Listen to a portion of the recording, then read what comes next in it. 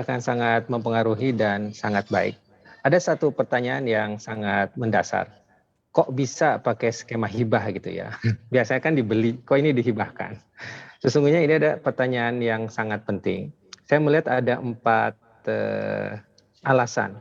Yang pertama, adanya aset produktif di bank muamalat yang berkualitas rendah.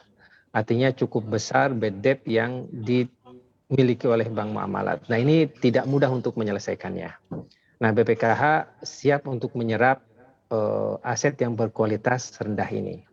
Yang kedua, untuk bisa berjalan dengan baik ke depan, BPKH harus menempatkan dana, baik itu dalam bentuk deposito, demikian juga placement-placement lainnya. Nah, yang ketiga, dengan adanya skema hibah ini akan sangat memberikan keuntungan dari sisi tax strategi. Karena jual beli itu pasti berbeda dengan hibah. Dan yang keempat, masuknya BPKH itu akan memberikan satu positioning baru, satu komitmen capital, komitmen network, dan komitmen backup yang itu adalah sovereign juga berupa BPKH, dan ini menjadi sangat-sangat dibutuhkan oleh bank muamalat.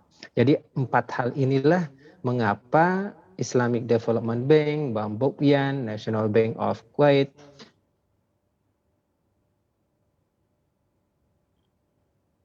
berikan dengan cuma-cuma. Nah, alasannya keempat hal tersebut. Nah, ini menurut saya adalah mitra yang paling baik yang dimiliki oleh Bank Muamalat adalah BPKH. Karena BPKH bisa langsung menjadikan Bank Muamalat seluruh cabang-cabangnya sebagai arms of branches. Bisa menjadikan seluruh cabang Bank Muamalat adalah sebagai tempat penyetoran haji dan umroh di seluruh Indonesia. Demikian juga untuk membayar dan untuk lain sebagainya. Jadi BPKH tidak perlu membuka cabang, BPKH tidak perlu memiliki kantor-kantor, BPKH tidak perlu memiliki SDM yang cukup banyak. Cukup membeli satu bank saja dan sudah menjadi kasnya, seperti itu. Baik, kalau dilihat dari segi risiko, risiko apa sih yang mungkin muncul dengan adanya penghibahan ini? Risiko yang paling berat adalah bagaimana mengatasi aset yang berkualitas rendah. Aset yang berkualitas rendah dalam kurung bad debt. Nah, tetapi BPKH sudah melakukan satu Master of Settlement Agreement dengan PPA, perusahaan pengelola aset, itu di September kemarin. Jadi ada yang disebut dengan asset management.